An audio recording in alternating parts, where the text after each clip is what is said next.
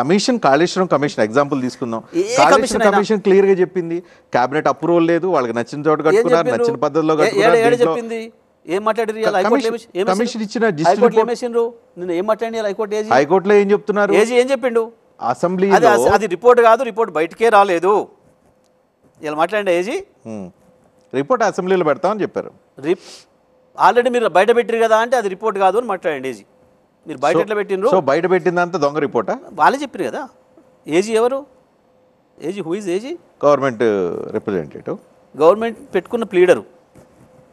ఆయన ఏజీతో సహాయకుడిగా ఇంకొక ఆయన కూడా పెట్టుకున్నారు, ఇంకో అడ్వకేట్ కూడా పెట్టుకున్నారు. గవర్నమెంట్ తరఫున ఏం చెప్పిండ్రు? మేము ఇంకా రిపోర్ట్ బయట పెట్టలేదు అని మాట్లాడారు కదా. మొన్న ఏం మాట్లాడిండ్రు?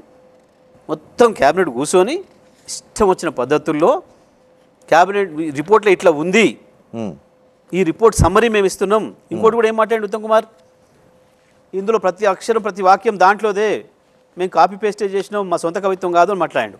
ఇవాళ వాళ్ళ ఏజీ వాళ్ళ అడ్వకేట్ స్వయంగా అది రిపోర్ట్ కాదు మేము పెట్టింది, అది జిస్ట్ పెట్టాము రిపోర్ట్ కాదు అని అన్నారు. ఆ రోజు మాట్లాడింది జిస్ట్ తీసుకొచ్చి పెట్టినట్టు అంటే ఏంది?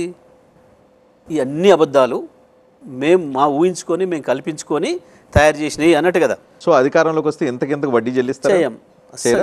మేము గతంలో చేసినాం, గత 10 ఏళ్లలో ఎప్పుడైనా చేసినాం? చేయలేదు. ఇప్పుడు కొత్తగా గత 10 ఏళ్లలో ఎప్పుడైనా ఒక చిన్న కక్ష సాధింపు పని ఏమైనా చేసి లేదు కదా. కానీ ఇప్పుడు ఫేస్ చేస్తున్న వాటికి మేము రేపు కూడా రిప్లై ఉంటుందా? రేపు కూడా చెయ్యం. మేము కేటీఆర్ ఏదో పింక్ బుక్ రాస్తున్నా అని చెప్పినట్టు రాస్తున్నాం. ఏం చేస్తారు?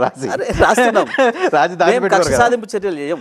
ఏం చేస్తారు? మేము అసలే రొటీన్ పరిపాలనలో తప్పు చేసిన వాడు ఎవడు దొరికితే వాడే పోతాడు.